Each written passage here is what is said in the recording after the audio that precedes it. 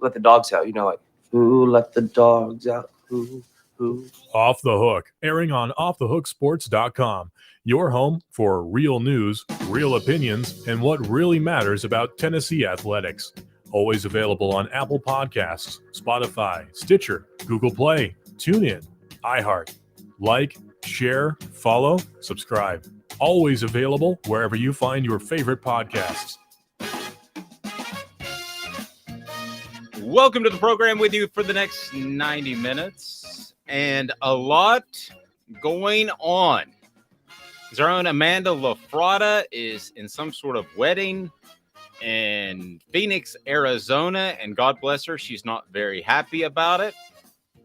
She will have her earbuds in during the wedding, I'm told, because as you know, she is an Alabama fan, and this is kind of a big deal for her, but it also is a pretty big deal for Tennessee in case you haven't noticed. So you talk about a big show, we got it.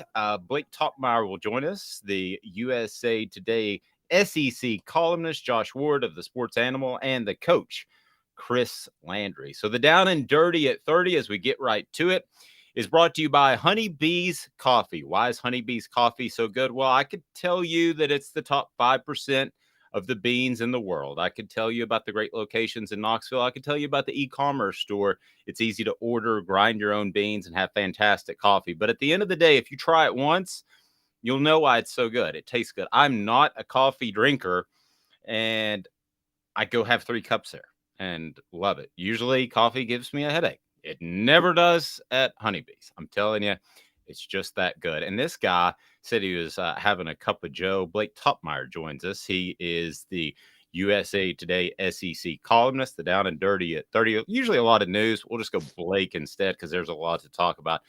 Hey, Blake, thanks for making the time, man. I appreciate it. Yeah, absolutely. Thanks for having me on here, Dave.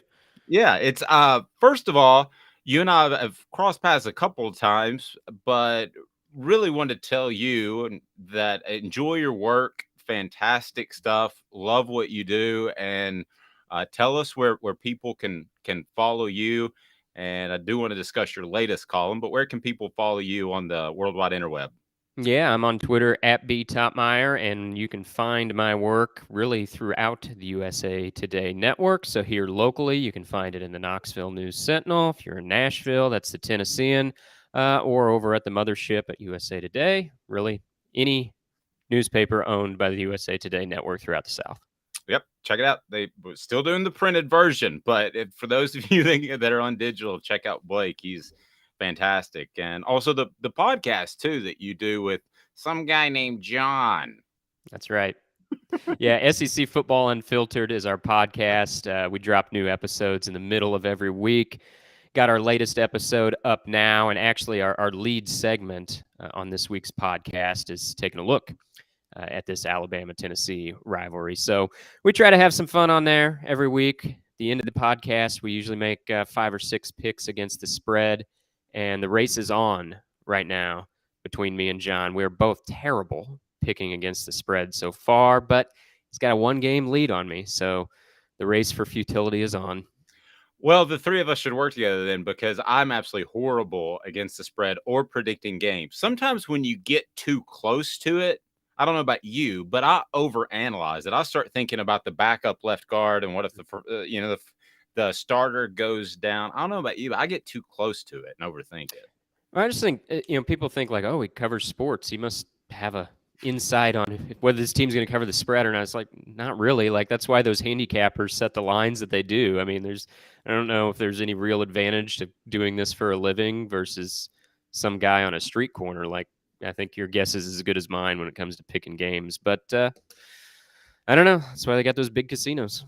That's exactly right. All right. So I want to get to the Tennessee-Alabama game. But first, a very cryptic tweet, I thought, by Lane Kiffin. I don't know if you saw that or not, but it's a tweet of him in the night I was there, the night that he left Knoxville, and I actually was at the very viewpoint in which somebody took a picture. I believe it may have been Amy Smotherman with the Knoxville News Sentinel, but nevertheless, and he's sitting there getting ready to go in his little impromptu press conference. Why would he tweet that out this morning before we get to the Tennessee-Alabama game? Lane loves flirting with Tennessee fans. He absolutely does. I mean, he likes being, I think, the one who got away. If that's the way you look at him, I think there was a time where Tennessee fans, at least a lot of Tennessee fans, did look at Lane as the one that got away. But even though Vols fans are comfortable and happy with Josh Heupel now, I don't know. He just he likes to have fun with Vols fans. I think he thinks. Maybe not during a game week in a season, but I think Lane thinks a fair bit about his time at Tennessee, his exit. I don't know if he would say he regrets it because at the time, he always wanted to coach USC. He had worked under Pete Carroll. He'd been part of Pete Carroll's dynasty, and I think for him that was the quote unquote dream job. So I think he thought it was something he had to do. But I do think he looks back on it, from time to time now and thinks, oh, maybe I could have just stayed there at Tennessee and what might have been. I think he's happy at Ole Miss. I do. He's doing a great job down there. But yeah, he just continually likes to flirt with Tennessee fans. I mean, it's kind of needling them, but really, I mean, he doesn't ever downgrade Tennessee. I mean, he always talks highly of Vols fans. I think he just kind of likes to be on the periphery as, like I said, the one who got away.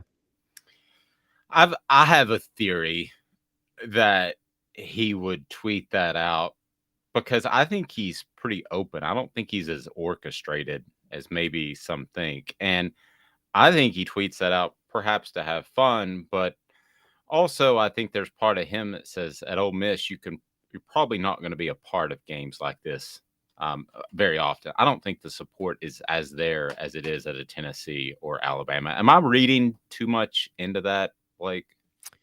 Yeah, I don't know if it's because he's at Ole Miss. I think he could be tweeting this out if he's coaching at LSU or whatever. I mean, I think part of this is just Lane. Now, if he's at LSU or something like that, the administration might say, hey, Lane, you need to stop tweeting stuff like this. But at Ole Miss, I mean, Lane's going to do what he wants. Nobody's going to be telling Lane how to run his Twitter account because, it's not the same degree as FAU, but Lane on Twitter really started to take a life of its own whenever he was at FAU, right? But he was doing it intentionally, and the school wanted him to be doing that because they wanted attention for FAU, a school that nobody would have otherwise really paid attention to. And then Lane gets there. He has a couple good seasons. He develops the Twitter persona. Enrollment starts increasing at FAU, the whole bit. And I think at Ole Miss, it's not to the same degree, but Ole Miss is not historically one of the big dogs in the SEC. I know if you go back far enough, Ole Miss had a really good program, but that's not really the modern era. And so I think some of this stuff still is much like at FAU. It's to attract attention. And, when you think about the amount of attention Lane gets versus other coaches, I mean, really, I would say he gets more attention, more headlines dedicated to him and his program than maybe anybody besides Nick Saban. I mean, how often do you see like Lane in a headline? It's constant because people know he moves the needle. He does move the needle. And I think Lane says, hey, that's good for me. That's good for Ole Miss football, etc. So I don't know. I don't know if it's just because there aren't the atmosphere at Ole Miss like there is for Alabama, Tennessee. I kind of think he'd probably do it anyway. Yeah, probably. Okay, let's talk Tennessee, Alabama. I had visited with John Adams yesterday, and that podcast is on our YouTube page. Check that out. Love visiting with John, brought to you by Vols Automotive Group and also Big Orange Phillies. Great place to watch the game at Big Orange Phillies this weekend. If you're not going, I'd highly recommend it there in North Knoxville, Maynardville Pike. But John and I were talking, and I'm not a prediction guy like we were talking earlier. I just kind of roll with it and try to analyze the game. But I'm talking to John, and about halfway through it, I said, it sounds like you're going to pick Tennessee. And he goes, yeah, I am. And he did. And John is known as the most anti-homer, I would think, in the history of Tennessee football coverage. And there is this push, not just John, that Tennessee is going to beat Alabama despite being a touchdown plus favorite. What are your thoughts on this groundswell of people, both nationally and locally, that think that Tennessee is going to win this game? I think if you're living in the moment, it's not surprising. Like I was in Tuscaloosa last weekend for Texas A&M Alabama, and Alabama was fortunate to win that game. 4 turnovers, three turnovers by their backup quarterback turned starter and Jalen Milroe, and they're literally 2 yards. A&M's 2 yards from the end zone when the game ends. Alabama was that close to losing that game, and then you throw in what happened in Austin, Texas in week 2. They need the field goal at the end to win that game. After Bryce Young left with injury against Arkansas, that became a 1-touchdown game in the fourth quarter. Like final score, it looks comfortable, but that was a tight game in the fourth quarter. So, it's not just one game for Alabama at this point. They've looked vulnerable a couple times, and then you throw in what Tennessee did at LSU. I mean, it was just an absolute dismantling of the Tigers, and the Vols took over Tiger Stadium there in the second half after taking over LSU on the field right from the beginning. So, I think if you've been watching these teams play the last couple weeks, I think it's fair to say Tennessee looks like the better team, especially last week, right? I mean, if Tennessee was the team in Tuscaloosa last Saturday, Alabama would have a loss today. They don't beat Tennessee with the way they played last week with 4 turnovers. Tennessee wins that game. Does that matter for Saturday? Probably not. If Bryce Young plays, that makes a difference. Obviously, Alabama may not turn the ball over again 4 times, but yeah, I mean, I think if just based on recent performance, I don't think it's crazy to be picking Tennessee in this game. Now, if you think about history and what Nick Saban has done the last 15 meetings, that's maybe where it starts to get crazy. But I don't know. I don't think about history so much in matchups like this. I think because the teams taking the field, like they're not necessarily going to be thinking about history. No, I think you're right, and I think there is an incredible amount of optimism and self-confidence with this team. I had somebody ask me a couple weeks ago. They said, "Is this team overly confident?" And I said, "Yes." I said, "But it may not hurt them against LSU, but I believe it could hurt them against Alabama." I'm quick to say when I made a mistake. I think the confidence heading into this game is what makes it a potential upset. And I'm curious what you think of that and what you think of the 7.5-point spread in general. Yeah, I wouldn't say they're overconfident. I think, their attitude is probably right where it needs to be, in that I don't think this team feels intimidated by anybody, and really nor should they, particularly when they're going to be out there on their home field. I mean, this is going to be a raucous environment. I don't need to tell Tennessee fans that. They know. But I think that gives you a little extra wind in your sails, when you're going up against Alabama, which is ranked number 1 in one of the 2 main polls and undefeated, and everything that comes with that. I think taking the field in front of 101,000 of Tennessee fans gives you a little extra pep. But as far as the spread, I guess that tells me odds makers think Bryce Young is going to play, I suppose. It's what I think. I think Bryce Young's going to play. I don't know that he's going to play at 100%, but I guess I'm leaning toward Bryce Young's going to play. I don't think you would see, Tennessee as a 7.5 point underdog if they knew Jalen Milroe was going to play. But also, like, every single week, I think when the Bama spread drops, it's always a little bit bigger than I would expect, like just thinking in terms of a general game. But week after week, the Bama spread drops, and they're always favored by a little more than I would expect. But you know what? Historically, since Nick Saban's been there, they have a pretty good record in covering the spread.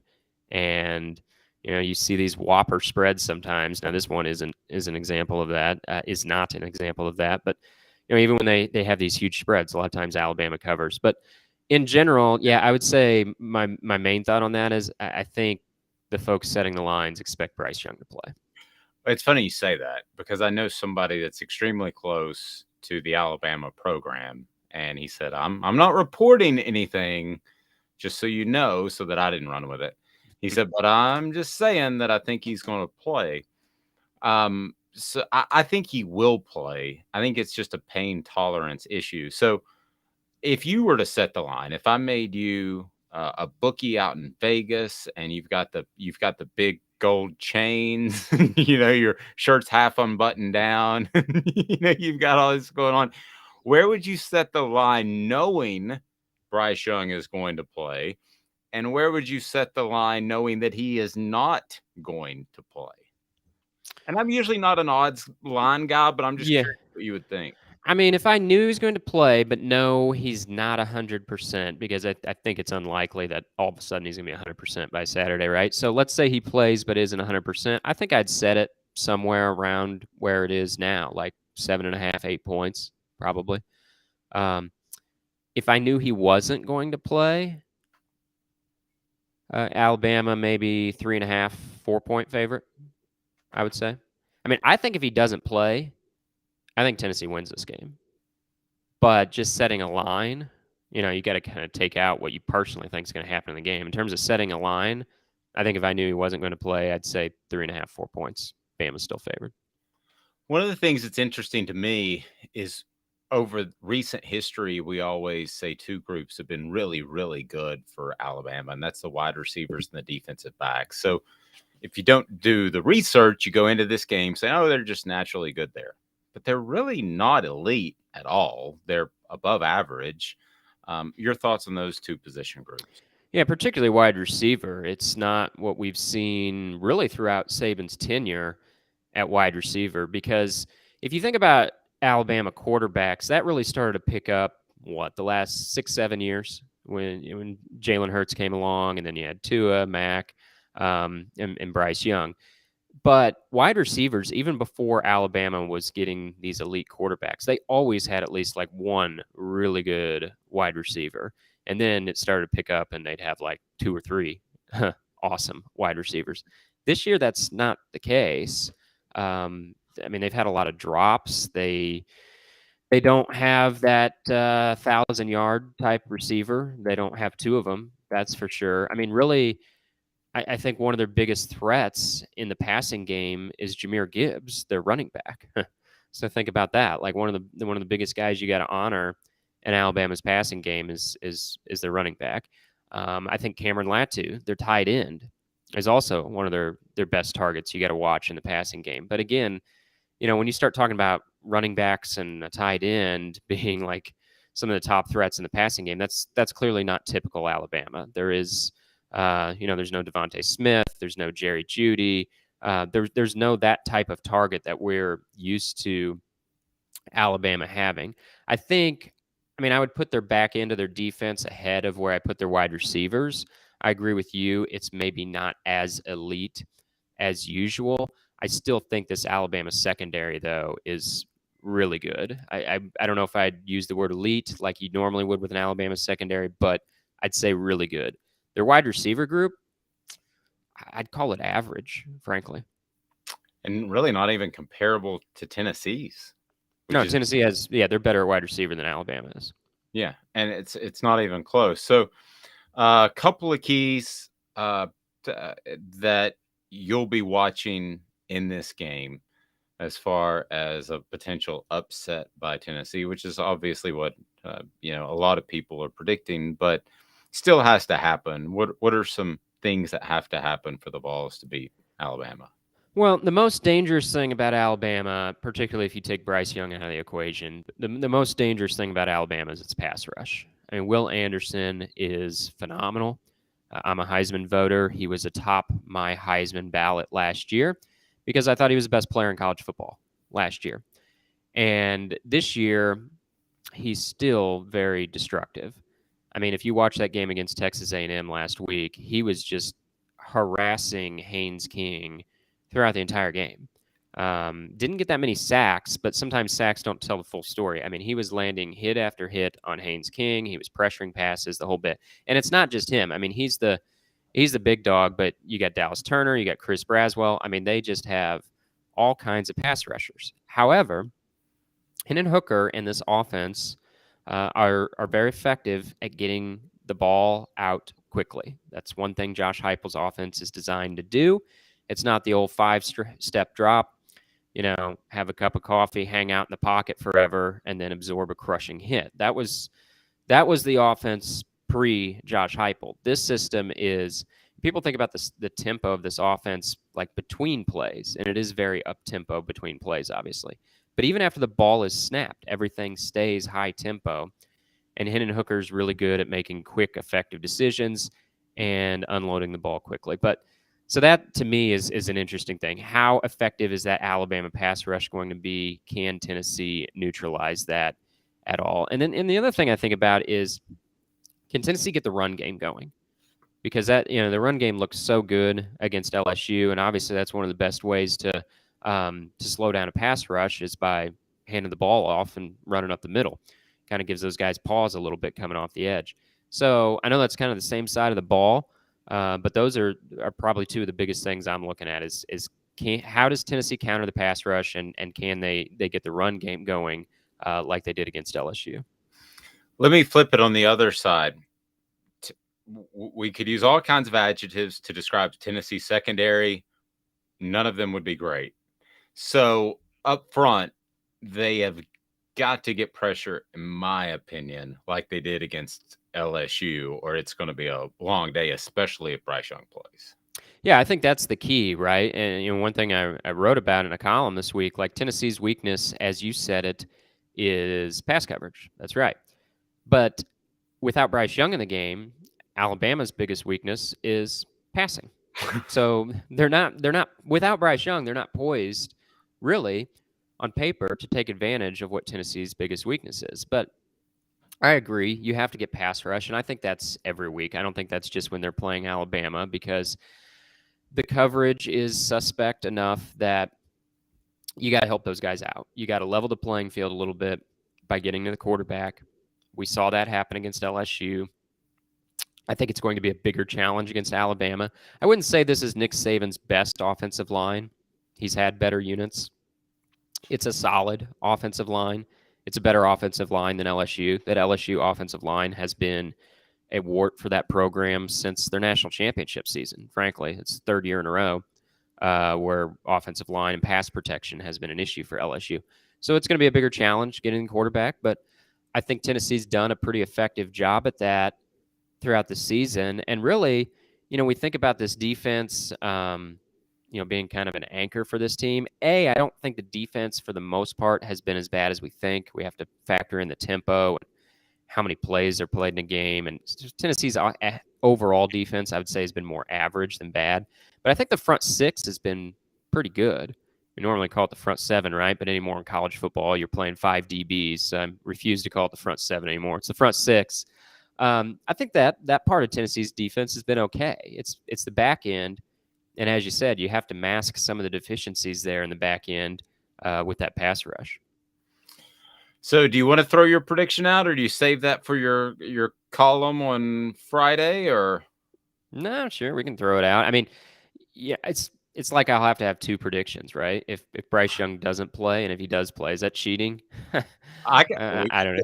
We can go that way. Okay, it's your show, right? We do whatever you want. Okay, let's say Bryce Young doesn't play. I'll take Vols 34-28. Let's say Bryce Young does play. I've just seen it too many times. In my current position, I've covered Alabama quite a bit in the last year and a half. How many times do you see it? Alabama's on the ropes. Bryce Young puts on the cape, and he just refuses to let the team lose. I mean, other than the national championship last year where he wasn't able to bail Alabama out of that jam, time and again, he's bailed Alabama after one jam after another. And so I kind of see him as like the magic man that papers over the cracks. And I feel like if he plays on Saturday, he's going to do something that Bryce Young does. And late in that game, he's going to pull it out for Alabama. So if he plays, I'd kind of turn it on its head a little bit and say Alabama wins 37-34. It's interesting to me you still have them both close. Yeah, I have Tennessee covering the spread regardless of which quarterback plays. Yeah, and Bryce Young is that type of guy. He's kind of like Michael Jordan to the Utah Jazz. we would remember the Utah Jazz a lot differently had it not been for a couple of those series. I'm dating myself, Blake, but again, fantastic stuff. People can follow you on the Twitter at B Toppmeyer, Toppmeyer. You probably already know who he is, but if you haven't had an opportunity to read his stuff, it is very good. Blake, thanks for the time, and we'll talk to you soon. All right, sounds good. Thanks, Dave. Everybody, Blake Toppmeyer of the USA Today network covers the SEC. So there's a guy who knows Alabama, knows Tennessee. Feels like this is a really close game regardless of Tennessee or of Bryce Young playing. That's interesting to me. Amanda says hi because she's traveling to a wedding. The innocent culprit said, I've had that exact shoulder injury and it still hurts sometimes to this day. He may throw deep twice before he hurts himself again. 2 weeks isn't enough rest time. Milroe can't hit anything. I was told by somebody else close to, it was Ryan Brown. It was on the show. Close to Alabama's football program that he thinks that Bryce Young would have played last week had it been Tennessee and not Texas A&M. But the idea, much like Cedric Tillman and trying to get him back healthy, was to get ready for this Alabama-Tennessee game. That's interesting to me. So if he potentially could have been healthy enough last week, then he should be certainly healthy enough this week, you would think. But I'm a little bit along the lines, too, with our poster, the innocent culprit, who said that that shoulder injury could get re-injured. 2 weeks isn't enough rest time. It doesn't feel like enough rest time for a throwing shoulder. I mean, let's flip the script for a second. If this was Hendon Hooker and he had an issue with his throwing shoulder, how concerned would you be? I think you should be very, very concerned. And it seems like it's too quick of a turnaround to me. We'll see. We'll see if he plays, for that matter. If it's Jalen Milroe, yes, I'm certainly picking Tennessee. Again, I'm awful at picking, but I was taken aback. And if you want to go to our YouTube page, you can check it out when John Adams picked Tennessee. I just did not see that one coming. And I think those of you that have been fans of Tennessee probably hated John a couple of different times over the past 20 years. But I will tell you this, much like our show, it's about honesty and what we really believe. And I'm at the point, I'm pretty close, where I really believe that Tennessee wins, even if Bryce Young plays, because I can't tell you that he's going to be 100% effective. Blake's appearance brought to you in part by the Mattress Place. 22 years on Chapman Highway. Tell them Off the Hook Sports sent you over 225 five-star reviews. It's on Chapman Highway, but it is very, very close to downtown, and it is awesome. Over 225 five-star reviews on Google. Marine Corps, veteran-owned, the Mattress Place on Chapman Highway. It'll be the coach. Up next, we'll visit with Chris Landry of Landry Football. You give me 2 minutes off Thug Sports. To own the more that owns every job, then get to Vassy Lawn and Garden in Cleveland and get you a Toro. I'm David Vassy, here to talk to you about Toro. With a Toro Zero Turn, you'll get more out of every minute and you'll reach the finish line faster. At Vassy's, we like to say, no matter if you're mowing 3 acres a week or 11 lawns a day, homeowners and business owners alike find confidence in equipment they can trust from top to bottom. Vassy Lawn and Garden, Highway 60 North in Cleveland. Man alive, it's worth the drive. It is worth the drive, and Chris Landry joins us now, and I said 2 minutes, and I fibbed. Tell us about Big Orange Phillies, Mr. Viles. Actually, if you can, hang with me for 2 minutes. Gary Viles here. I want to personally invite you to North Knoxville's newest sports bar and restaurant. It's Big Orange Phillies, located in Black Oak Center. And yes, folks, it's happening in Halls. Big Orange Phillies offers family-friendly environment with homemade meals and the best deli-style subs around. Billiards, darts, jukebox, shuffleboard, and cornhole, and a full bar. We also offer valet parking on weekends and during special events. We even have a covered back patio. It's happening at Big Orange Phillies. We want, we need, and we appreciate your business.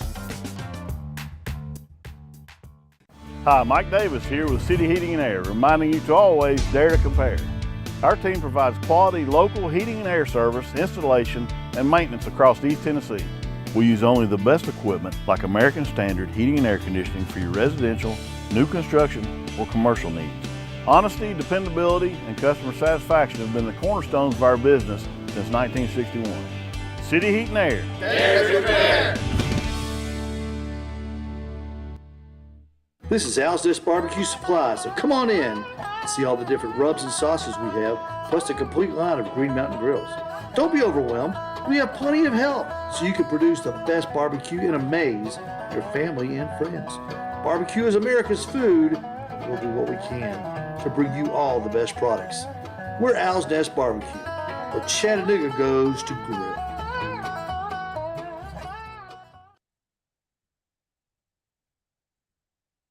Do you want to own the more that owns every job? Then get to Vassey Lawn and Garden in Cleveland and get you a Toro. I'm David Vassey, here to talk to you about Toro. With a Toro Zero Turn, you'll get more out of every minute and you'll reach the finish line faster. At Vassey's, we like to say, no matter if you're mowing 3 acres a week or 11 lawns a day, homeowners and business owners alike find confidence in equipment they can trust from top to bottom. Vassey Lawn and Garden, Highway 60 North in Cleveland. Man alive, it's worth the drive.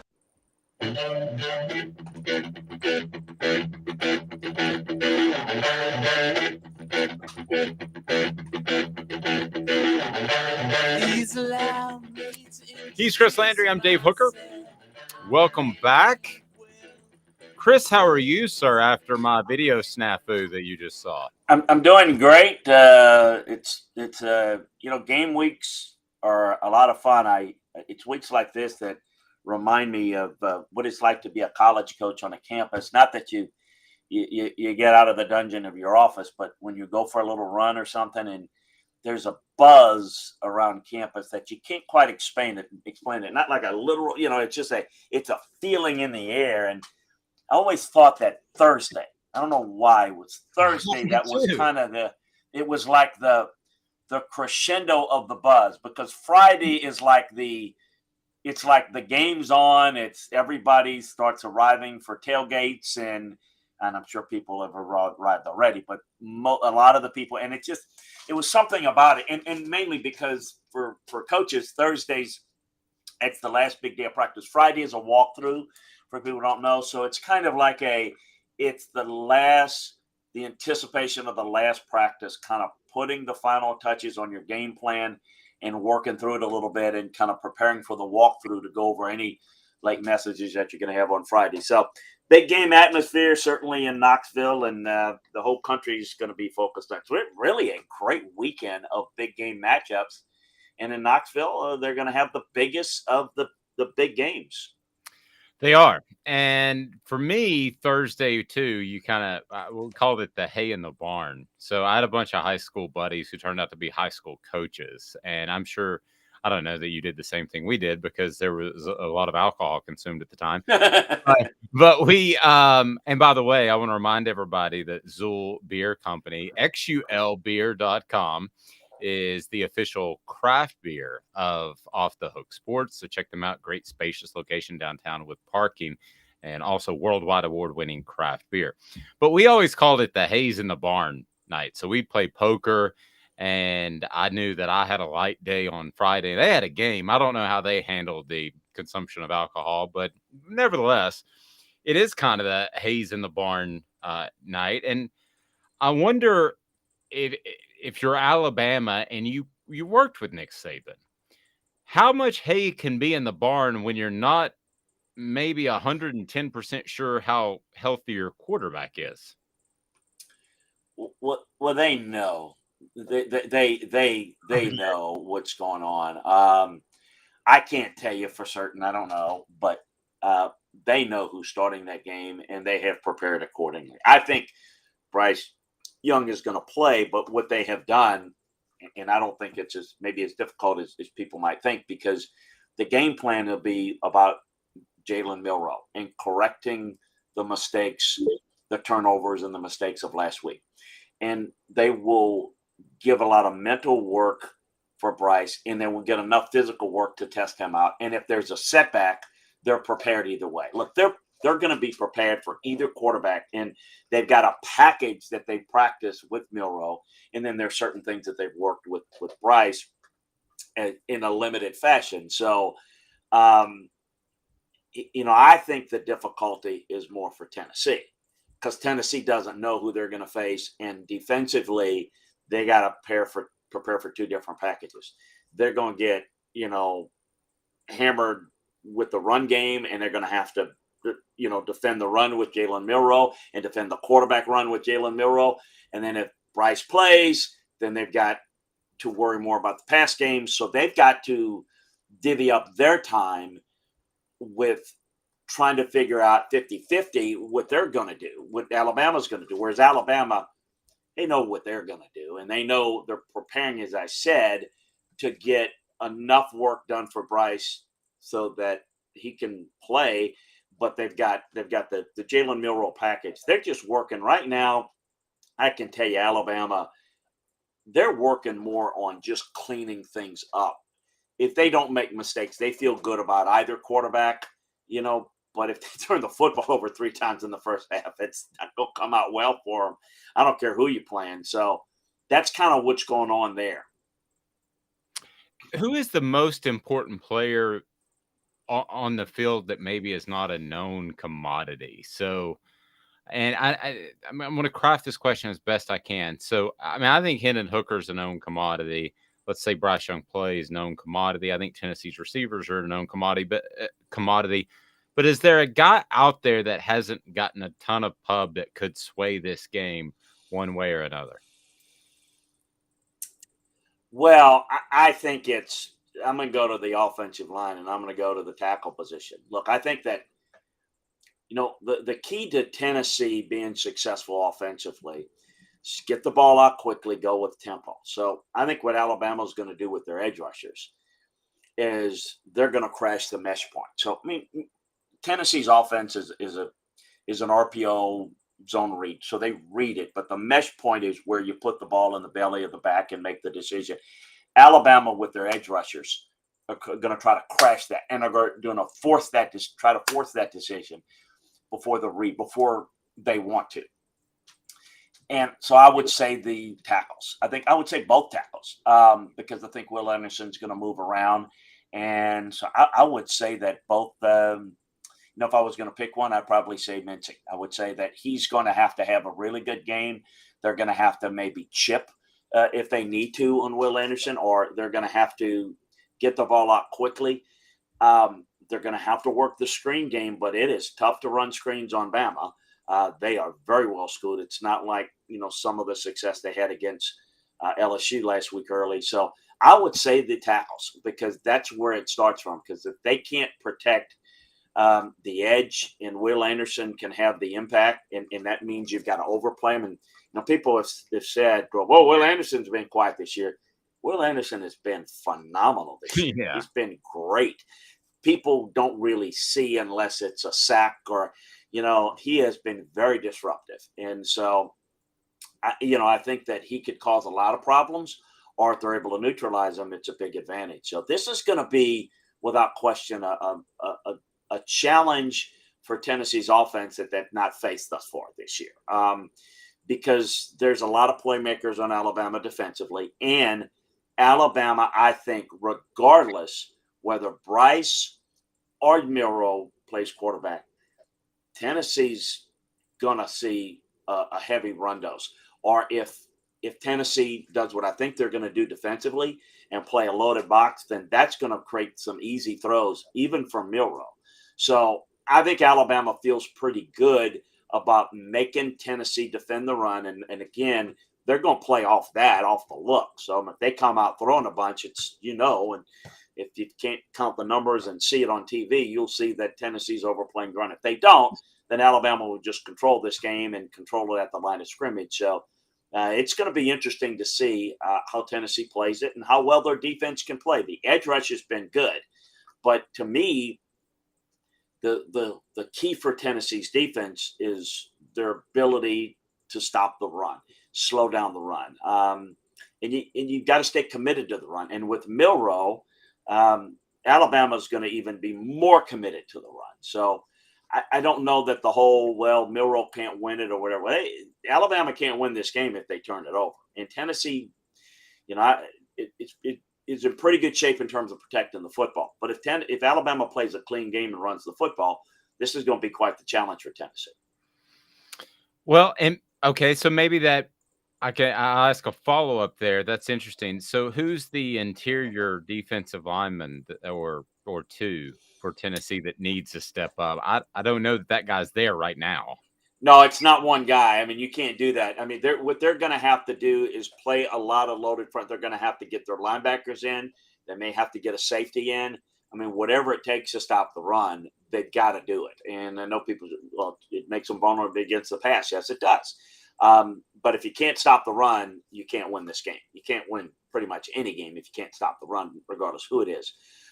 So, yeah, I mean, you're going to have really good performances by the defensive tackles.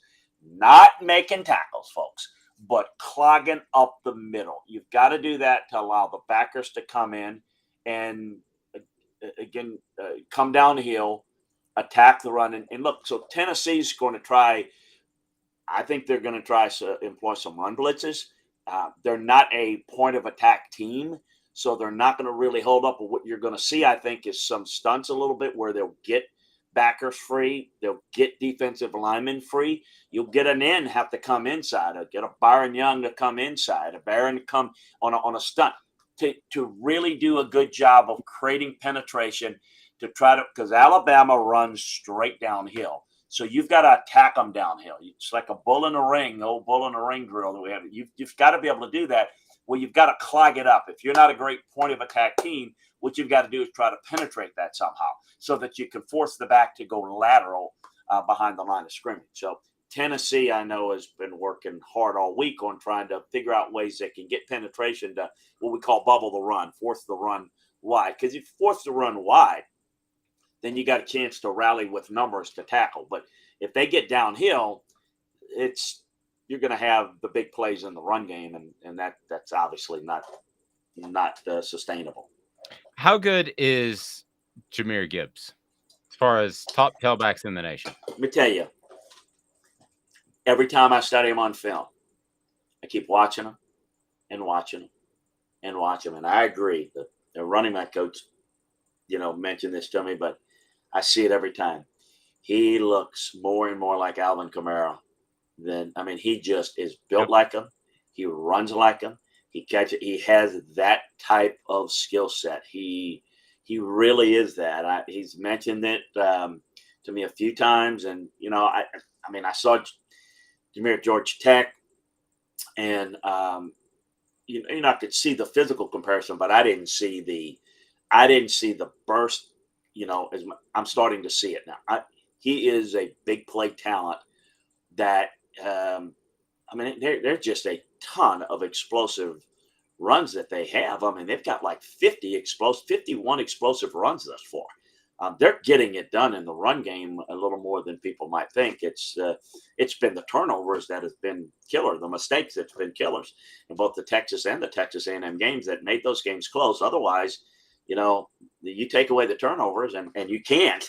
I mean, you gotta eliminate them. That's the difference, and that's, I think, going to be the key because Alabama doesn't create a lot of turnovers or haven't to this point in the year, and Tennessee doesn't commit them.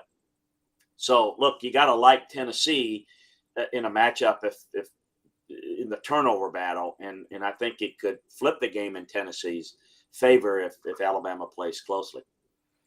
So Jalen Milroe, if he does have to play a quarterback, and I think all indications are that Bryce Young's going to start, but let's say the shoulder flares up or something happens. Why will he be better than he was against A&M? Well, it is a pretty easy fix. Just don't turn the football over. If you go back and study the tape, you hear people say he had an awful game. He had an awful game because he turned the football over. And, there are a couple of things on turnovers. We chart them in coaching. We use the tennis term, unforced errors and forced errors. So there's never good to have a turnover, right? But if you look at the two of the turnovers that he had, he just doesn't have the 5 pressure points covered on the football. So when you don't have that, it's still a good play by A&M to knock it out. You teach that defensively. But if you've got it high and tight and you've got the 5 pressure points covered, they can do that. They can hit it, but it's not coming out. So those were mistakes. You got to protect the football. Even if you got to put, after the 5, you got to put the other hand over it. So now the one where it was going to the ground and A&M's, a defender hit that is a forced one. That is, in most cases, there's not a whole lot you can do about that. That's it's still a good play by A&M, but it doesn't result in a turnover if you got the pressure points covered. See, if they just do that and doesn't turn the football over, he played very well for the most part. He made plays. But Chris, is that a fixable thing, or yes? Okay, yeah, in 1 week. In 1 week? Oh yeah, I can tell you that is. I mean, it's fixable. I'm not saying it will be, but in the heat of the moment, Dave, guys tend to want to become runners, and that is, I'd say, well, why wasn't it fixable before? It's a great point. It is not very difficult because it's not very difficult to emphasize holding it. Now, what's difficult is when you're trying to learn a scheme or you get confused. What's confusing about, holding the ball close to your chest? It's just doing it. So I think that is more of a discipline issue, meaning in the heat of the moment, you want to make a play. He is a runner, essentially.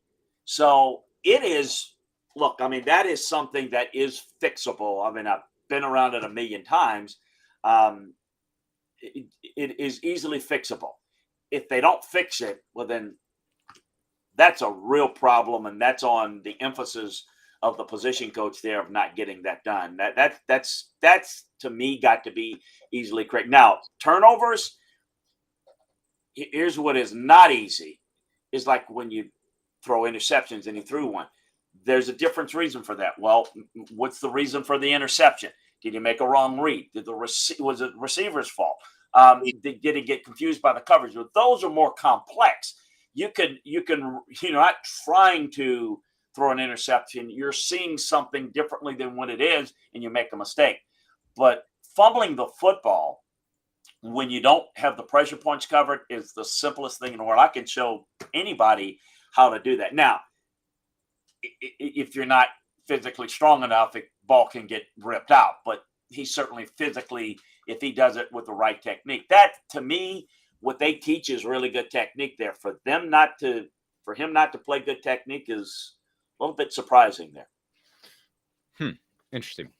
Chris Landry's appearance brought to you in part by Owl's Nest Barbecue right there in Ooltewah. They have all your barbecue supplies, whether we're talking about the rubs, the sauces. They've got them right there at Owl's Nest Barbecue. They also have the Green Mountain Grill, which is just phenomenal. It is unbelievable. Please hit that like, subscribe, and share button. We greatly appreciate that. I've certainly seen a surge recently because the Alabama game, or maybe I'm just good looking, Chris. It's one of the two. Well, why not both, Dave? I mean, really, it's just why not both? Hey, what I think is real interesting is in a big overview, and I'm a minutia guy, but there is aspects that I think emotionally and mentally that are factors in. I'm very curious to see, and I'm encouraged what I think I'm going to see out of Tennessee this week. They're in a unique spot. I don't know, and I don't follow the pulse, and you do a lot better. But there's a lot of people that believe Tennessee's going to win this game, and they're the better team. And because you have the recent history, right? Blow out LSU, struggle against A&M. And it is interesting to see how this plays out because Tennessee's not playing the underdog role. I mean, they're the underdog in Vegas, but they're kind of like there's an expectation to win. It feels weird, doesn't it? It does feel weird. And here's the thing about it is, if you study, and we haven't had a lot of that with Tennessee in a big game recently. So they've been favorites in other games, but it's been more about, them maybe being a favorite and losing games in recent history with the program. But Alabama, I went and looked back at it because, Alabama's typically 17, 20, 21 point favorites, and which is gaudy numbers. And it's those type of games that give them trouble. So I went back and looked and see when Alabama's like a 10-point favorite or less, which basically means, and that's the case here, it's almost like, all right, they average winning those games by 21 points. They've won them like 17, 21, 24, 27, I believe. They seem to play when they get counted out, because if you think about Alabama, they never get it's never motivated. They never can use the motivation that we're underdogs, that people don't think you're going to win. Yeah. That doesn't fly in their building. But it is literal now, and I'm curious to see.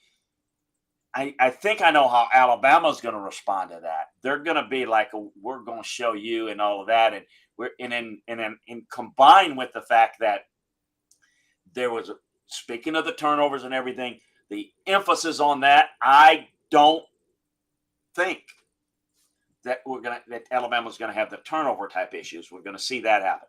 So I'm curious to see how Tennessee plays it and how they play this role. I expect the game to be close. I hope it's a great game, and I hope it goes down to the wire, at least as somebody that doesn't care who wins it. So I think it's going to be a lot of fun. I'm curious to see how Tennessee responds to it. I think they're going to respond well. But I also am curious, and I don't want to look ahead, certainly don't, but I'm also wondering and hopeful that, and this is a danger too, and it's something that Alabama's had enough experience with, that they try to just take a workmanlike approach to each game in attacking. But there's no question, and I think we've seen this with A&M against Alabama, when they tend to focus so much on Alabama, and that game last year, what did Tennessee, what did A&M do? Go 8-4 last year. They struggled, and they look good against Alabama.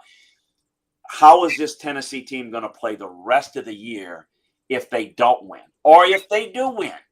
It could be either way, because I wonder internally if they're putting so much focus on this as being the cherry on top of the tree, and does it affect them in future games? Meaning, if Alabama beats them, they put so much emphasis on the game. Does it I know the air is going to go out of the balloon in the fans, because it's a buildup. That's natural. But for the team, does that permeate through there? And if they win it, does that become, an issue where it permeates through to where you don't play as well? I think that is interesting, but that's more of a what happens after this week.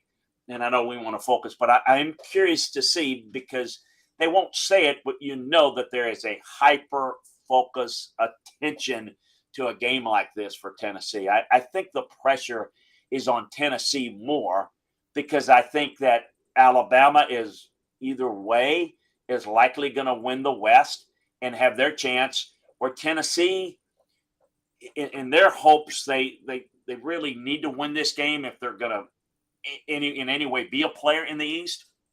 I know they say, well, they can beat Georgia and that's it. I think that's going to be more difficult. We'll get that to the end of the year. But the point is I think there's more pressure on Tennessee. When can we say that? Every other year, the pressure is on Alabama because they're the clear favorite.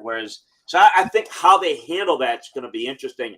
I think they're going to handle it pretty well, but I'm always intrigued by that, the emotional approach, because that affects in practice, Dave, how you prepare.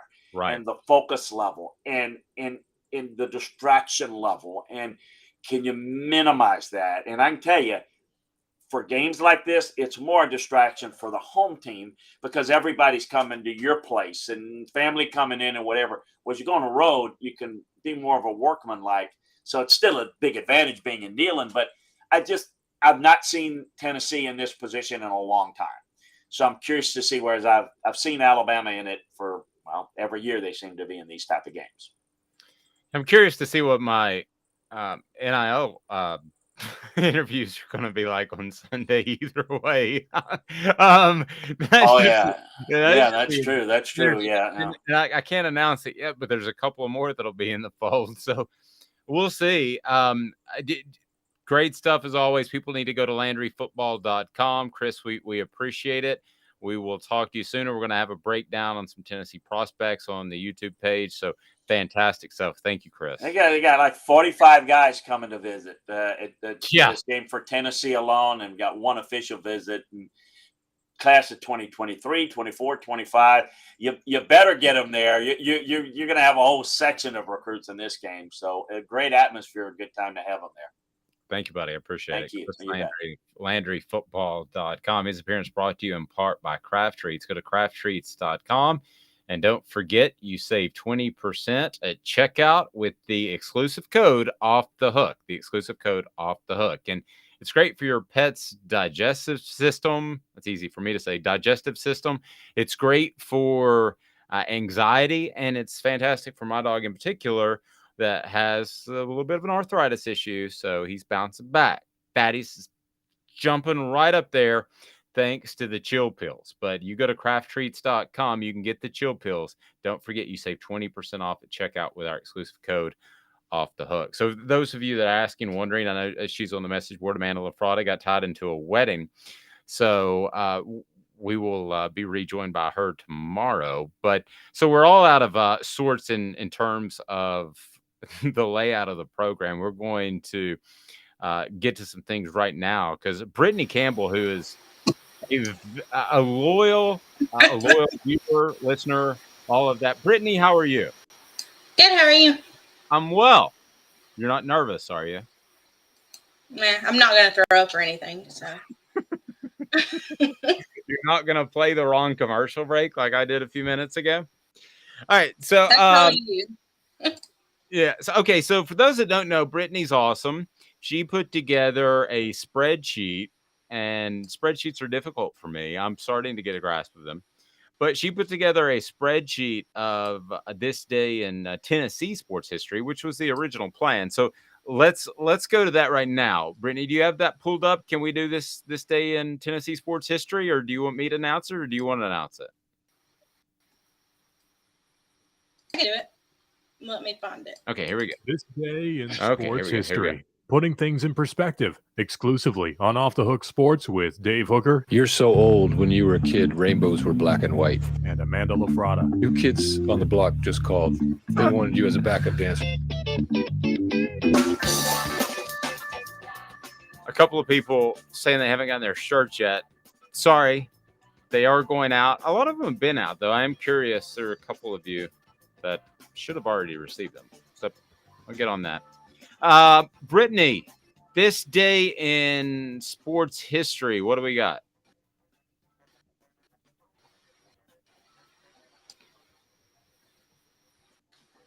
We're having a little lag with Ready? Brittany. Yeah, I'm ready. You go.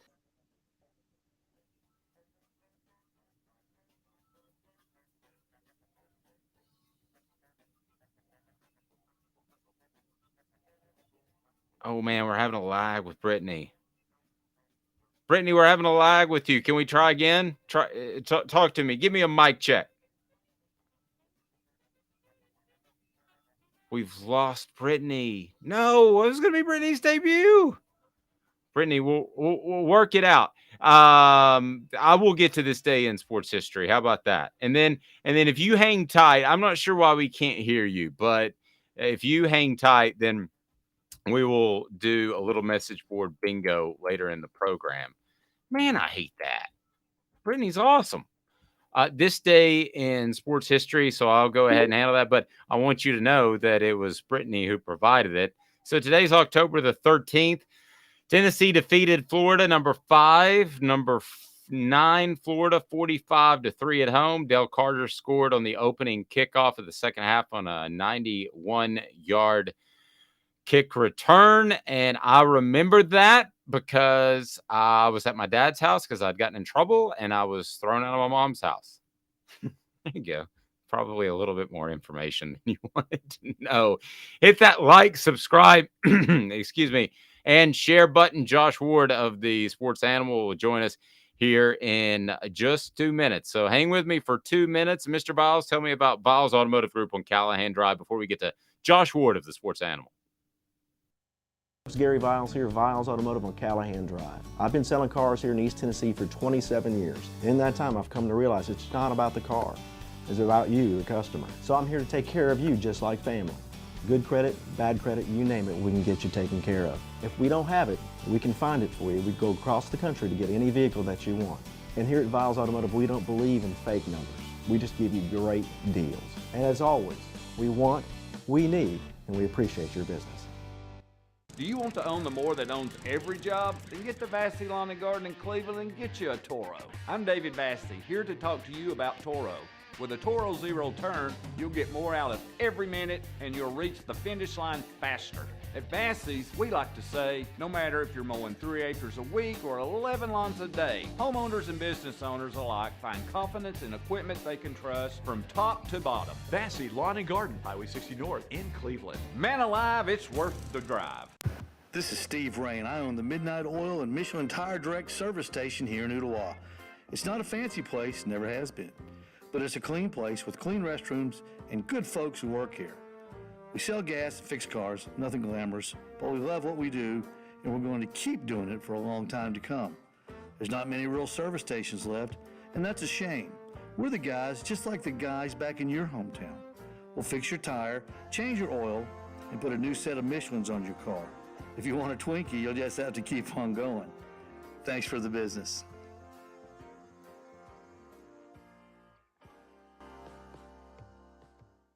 Hi, Mike Davis here with City Heating and Air, reminding you to always dare to compare. Our team provides quality local heating and air service, installation, and maintenance across East Tennessee. We use only the best equipment like American Standard heating and air conditioning for your residential, new construction, or commercial needs. Honesty, dependability, and customer satisfaction have been the cornerstones of our business since 1961. City Heat and Air. Dare to compare.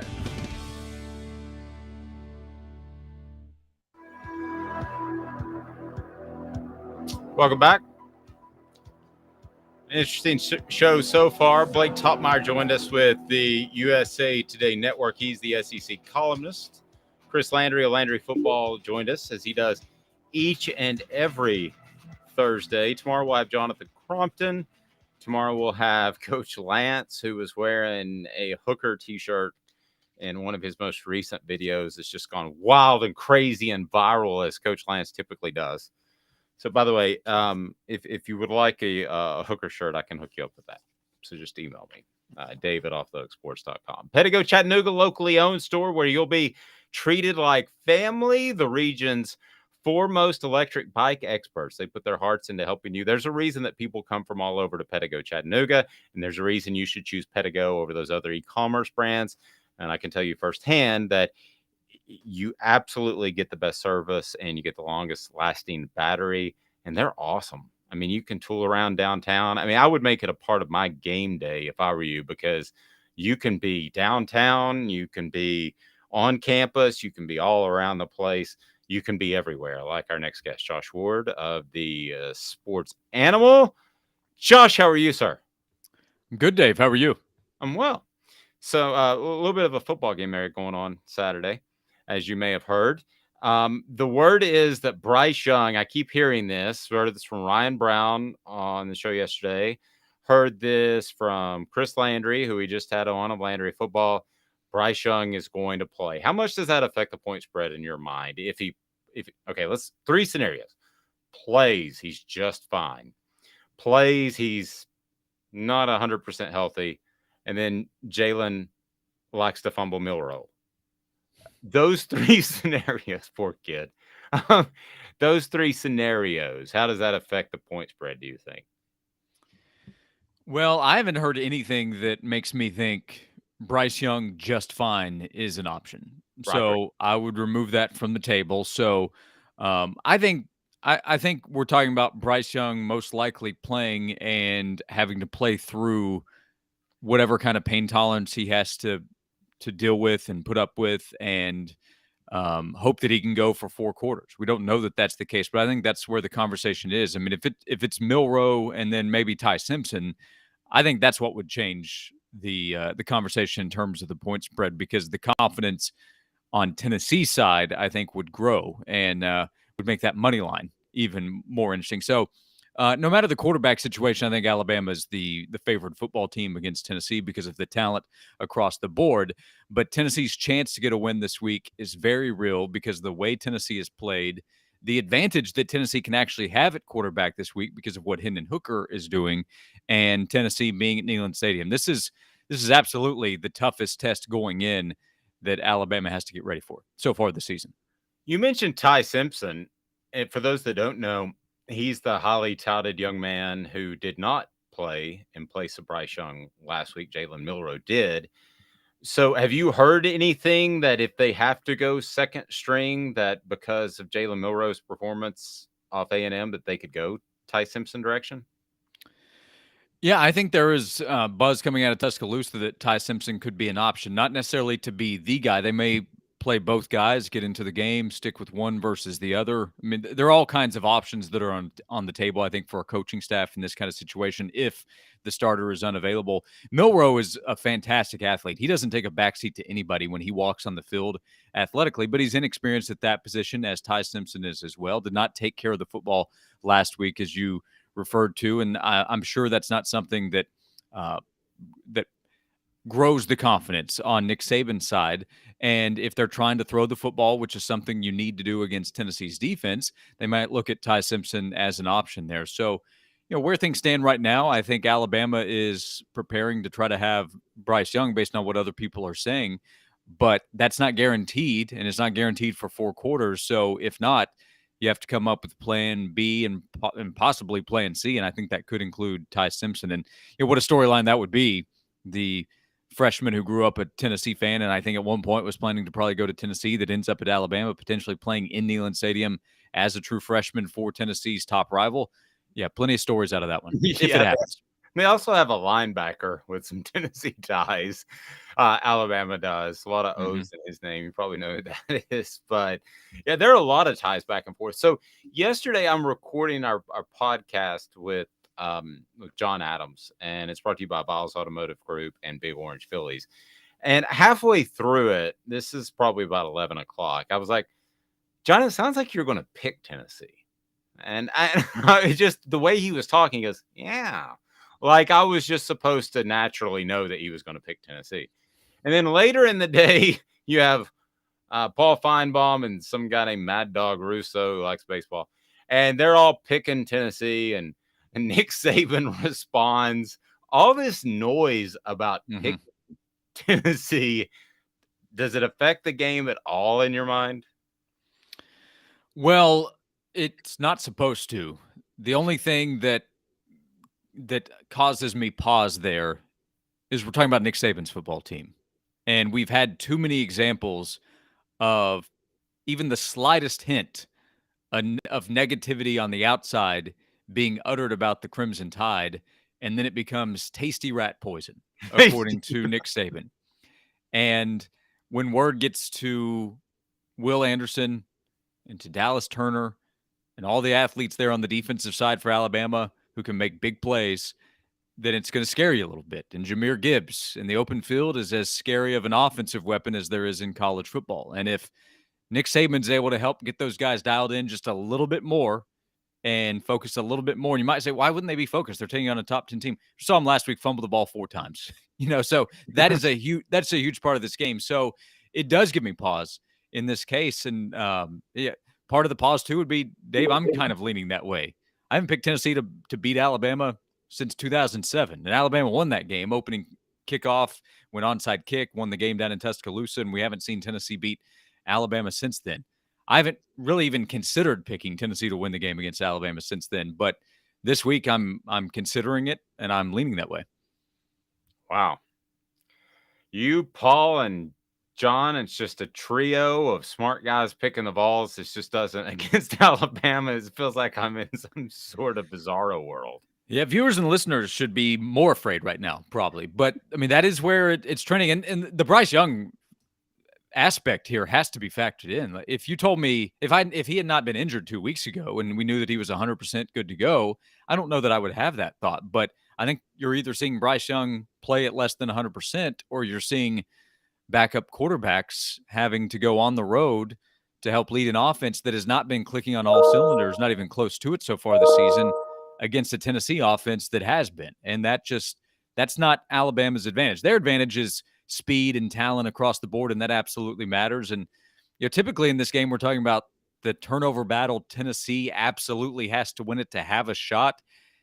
We're spending more time talking about that on Alabama side. Now, last week, Tennessee had the ball hit the ground a few times from Tennessee's offense, and the possession stayed on Tennessee's side. Do they get that lucky bounce this week? Josh Heupel, I promise, is preaching to his players, let's not find out. Let's not put the ball in the ground, because if Alabama ends up with the ball more times than we do, then we're not going to win. That's a pretty clear message, I promise, from Tennessee's head coach this week. Cooper Mays on our YouTube channel. By the way, we want you to like, subscribe, and share. I run the analytics. 80% of our viewers haven't subscribed yet. So let's go ahead and do that so you get notifications when stuff goes on, because Cooper Mays and Jacob Warren are awesome to talk to. And Cooper talked about recovering one of those fumbles by Hendon Hooker. And he said, I was quick like a cat. Did I look quick? Did he look quick, Josh? Well, probably not to Tennessee fans, because when the ball hits the ground and your team is the one that's lost it, time stops probably and really slows down. Like, it's hanging out there. But heads up play, honestly, those plays win games, especially these kinds of games, or allow you to blow out LSU and keep them from having a chance to come back and win the game. So all credit to them, because those plays end up making a huge difference. Those will get you big pats on the back in the film room. I know that. Yeah, I told him he looked quick. He seemed like he appreciated the compliment. Oh, if he asked me, I'd tell him 100%. I have a policy. I compliment linemen. Guys that hit 300-pounders in the SEC, I give them compliments a lot. Excuse me. One of the funniest stories, I can't remember the lineman you were on with. Excuse me. But he was talking about how he would win against you in a fight, and you said you would just run. And he said, well, I ran a 4.9 in the combine. So David Ligon. Yeah, David Ligon. Yes. Offensive guard and center for Tennessee in the mid-2000s. And he was a 4-star athlete out of high school. And, yeah, made that point that, I think he pointed out, you'll never lift nearly as much as I can, but you keep running. Eventually, I'm going to get to you because I'm actually faster than you and twice your size. And it was a good point. So I was a lot nicer to David after that. David's the nicest guy in the world, too. He is. Okay. Now, I'm sorry. I don't know what's wrong with my voice. So outside of the Bryce Youngs, the Hendon Hookers of the world, the Jahmyr Gibbs, who's the most important player that's on that next tier down? On either side for Alabama? Either side. I was actually, and I don't even know if he's on the next tier, but I was going to say Byron Young, because I think they have to have a pass rush. He doesn't have the notoriety nationally of the other guys. So I don't know even know if he's on the next tier, but that's who I would go with. That's the type of guy I'm looking for. Yeah, those guys, Jeremy Banks, the linebacker position, because their roles are really going to matter here, because I think Jahmyr Gibbs will be so important both running the ball and as a receiver. And, when we talk about Tennessee's pass coverage, that conversation applies to the secondary and to the linebacker position. So Byron is a good name because he is a difference-making player. Those guys up front need to play better according to Tennessee's defensive line coach, Rodney Garner, but part of that's because of the standard that he holds. And by the way, he's somebody that helps Tennessee this kind of week. He's very familiar with going up against Alabama football teams, so he knows what it takes to be successful in this kind of game. But Byron Young is, I think, an NFL player on Tennessee's defense and a guy that walks out on the field and in no way is or should be intimidated by the talent that Alabama has. So I would point to him. Linebackers, though, not getting beaten in coverage and making the right plays, I think that's really going to matter in this kind of game as well. So all those guys up front, they matter so much because they have to help the guys on the back end for Tennessee's defense. Because, no matter who's playing quarterback for Alabama, they've looked at film and said, okay, we can, if we get our quarterback time, no matter who that guy is, we can win some matchups there against Tennessee's defense. Let me ask you a really difficult question. How does this Tennessee team respond that is sky high right now, that has a lot of confidence? I would argue maybe a little overly confident at times, but I said that before LSU and I was wrong. So how does this Tennessee team respond if they lose and if they win? Both. Well, by the way, I think they should be as confident as they seem because I think that's taking on the personality of their head coach, and I think it's working. If they win, you have UT Martin next. So you don't have any kind of letdown factor. That's great. I continue to think the schedule is laid out as well as you could possibly ask for if you're Josh Heupel 2 weeks after the Florida game. So you have time to celebrate, time to heal up, and then get ready for a road trip to LSU. Obviously, you're going to turn around and be focused for Alabama. Then you have a tune-up and a mental break game again next week before Kentucky, which is an important game for sure to close out the month of October. So if Tennessee wins, I think they're sky high. This town is this town is elevated off of earth. It's floating in the sky if Tennessee is able to get a win, and that would lead to conversations, the losing streak being over, the playoff being real, chance to win the SEC championship, and everybody in the nation talking about Tennessee. Tennessee loses. I'd like to know how. Like if Alabama comes in and wins by 21 points, well then that's going to be awfully deflating. If Tennessee is competitive for 4 quarters and loses the game, it'll be disappointing, and it should be disappointing. But it doesn't change anything about the structure of the program and what this team is doing, what it's capable of doing, and certainly the chance to get to 10 wins, which I think anybody would have taken at the beginning of the season. So there's just a massive opportunity for Tennessee. Even if Tennessee loses, it can be a successful position that Tennessee finds itself in through 6 games. But the player's mindset is, let's go win, not show that we can compete with Alabama. Let's go beat Alabama. And that should be the mindset, because for the first time in a while, they have a real chance going in to do that straight up. I guess the question I was asking, if Tennessee loses, will there be a hangover like the guy in that picture over your left shoulder had? We're not going to have that talk. Flew my rear. Not on my watch. That was not a bleeping flu. He was partying and he had a hangover. Well, here, see, that ridiculous theory has been out there for quite some time. And, of course, The Last Dance said it was more food poisoning than – yeah. Look, the partying aspect of Michael Jordan's career is well documented. That's a man that knows how to deal with a hangover and not be physically shut down 24 hours after. So, plus, ever heard of an IV? He would have been good to go if he was hungover. That you're not falling in the arms of your teammate after destroying your opponent just because you partied the night before.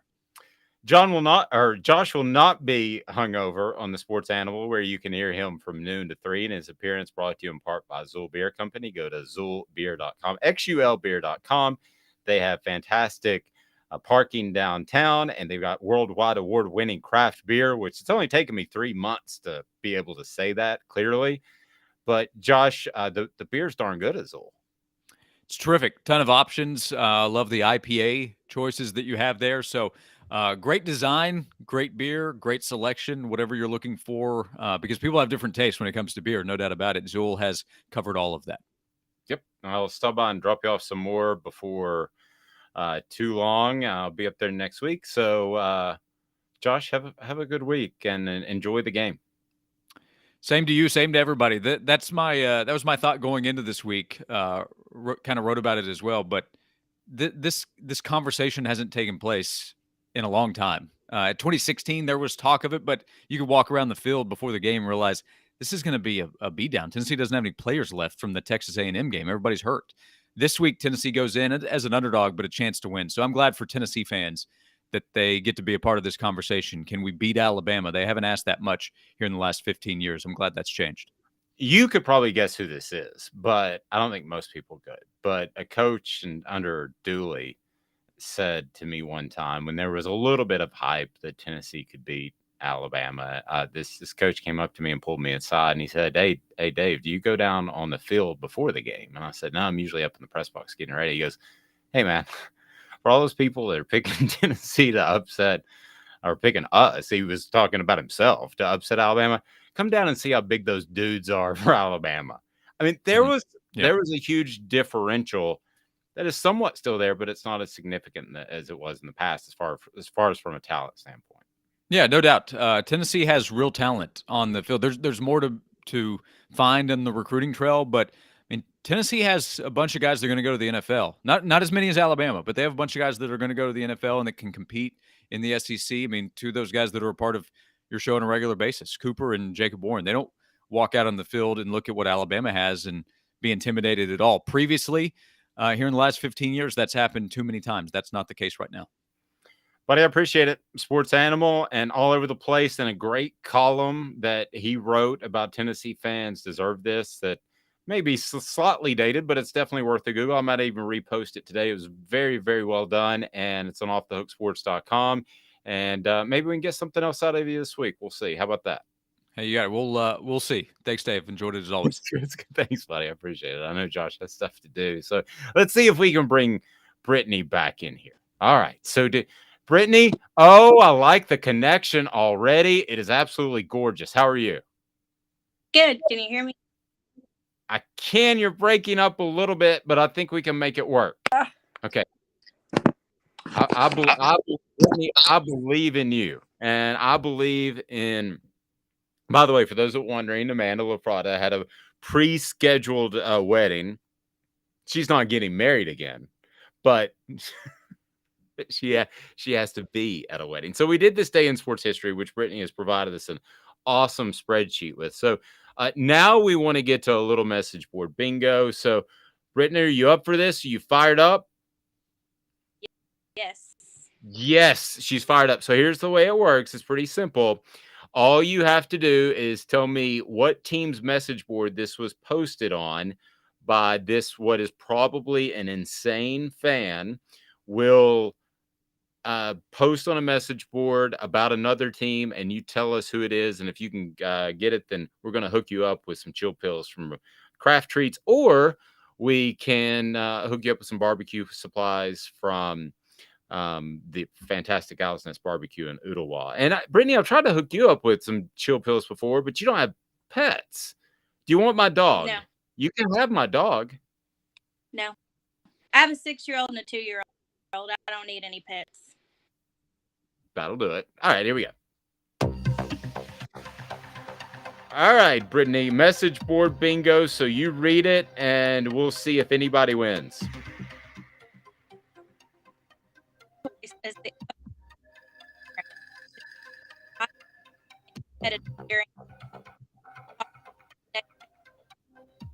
Amazing what Josh done in Tennessee. They are not over last year. Plus, he did it with. Oh my gosh, Brittany, I'm so sorry we're having the connection issues again. I tell you what, can you do this? Can you send it to me in the stream, and I will read it out and still give you complete credit? How about that? Because we're going to give away stuff. So Jimmy's saying Tennessee deserves Heupel and Heupel deserves Tennessee. By the way, we addressed this at the beginning of the show. Did anybody see the bizarro Lane Kiffin tweet? It was of the night that he left Tennessee, a picture of himself. Orange blood saying turn on. Okay, we'll try one more time. Maybe it's my music. They're saying it's my music, Brittany. So let's try one more time. We got you with the close up. Okay. So all right, now let's try. He was my choice as the obvious apparent and competitive during his time here. Did they even talk to him as the next head coach, what Josh has done for Tennessee? They are not only winning, but running over teams last year. Plus, he did it with the kids who were already there. Okay, so it seems seems like an SEC team, I'm guessing, that would have liked to have seen their team hire Josh Heupel. And I don't know if it's an SEC team. She didn't say that. Brittany didn't say that. So you got 10 seconds. And Jean said, Amanda, you can't win. Amanda can't win her own. She gets all she wants. David says Vandy. Jean says Oklahoma. Brittany, is it Oklahoma? No.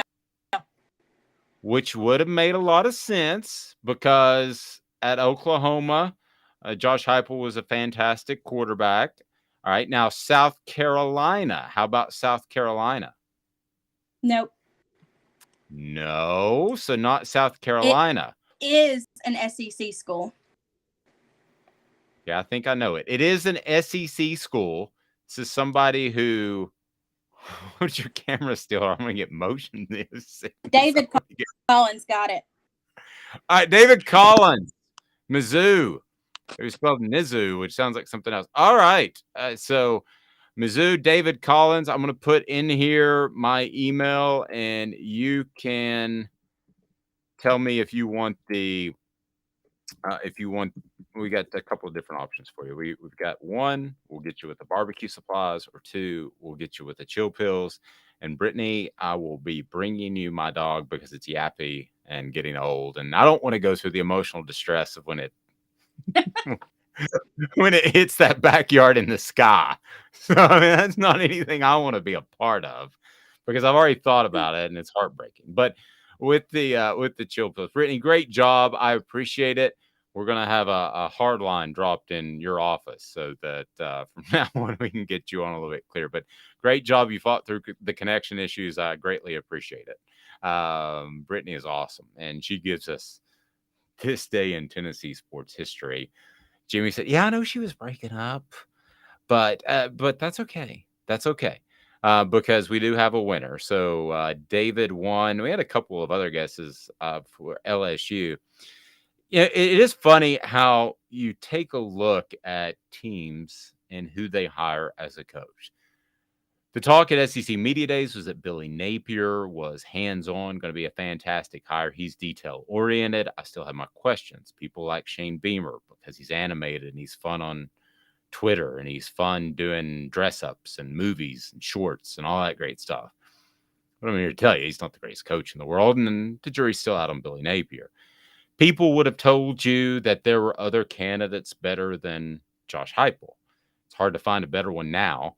People would have told you that Tennessee was better off if Lane Kiffin stays. And now Lane Kiffin is tweeting a picture of himself this morning, the night he left Tennessee. Is that to gig Tennessee fans? I don't think so.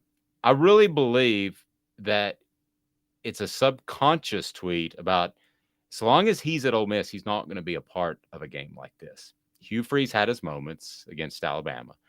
But at the end of the day, Tennessee fans, and I can see the numbers, there's a lot of people on here, and this is why I want to say this. This is what you deserve, okay? So the days of Derek Dooley and getting a top 20 class and being excited about it, the days of Butch Jones getting a top 5 class because he would call recruiting analysts and have them add a star, those days are over. So you have something really genuine, and I believe that in Josh Heupel. Could Oklahoma come calling at some point? It would take vast administrative changes for that to happen. And why even go down that road? Because you as a Tennessee fan base are a big part of what makes this work. So if Josh Heupel ever were to go to Oklahoma or anywhere else or the NFL, which I think he'd be pretty good at, Tennessee can go out and hire another coach. So this battered Vol syndrome, no matter what happens on Saturday, it's time to set it aside. It's time to be done with that. This team, from talking to Cooper Mays and Jacob Warren, who I love talking to, and we'll have some more players we're going to add to our YouTube channel. So please hit like, subscribe, and share. These players believe, both in conversations when we're recording and when we're not. They believe that they can win. They believe in this program. You should too, because Tennessee offers an awful lot that Oklahoma can't offer, that most of the programs in the nation cannot offer.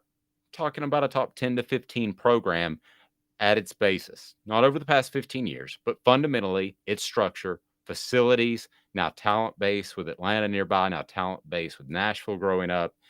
You deserve this. So, and we'll be with you tomorrow. This is just Thursday. I don't want to get ahead of myself. 8:30 every weekday morning, but you deserve this. So enjoy this week. Somebody said it's been a long week. I know that it feels like it. I know you're excited. Keep it up because you got, by my clock when we're live, looks like you got about 29 and a half hours and then kickoff is there. Win or lose, this program's in the right direction under Josh Heupel, and it will continue to be moving in the right direction for the foreseeable future. So be excited about that. I know everybody wants to win. Keep it in perspective because it hasn't been on the right path in a long time. Presentation of Off the Hook Sports. Have a fantastic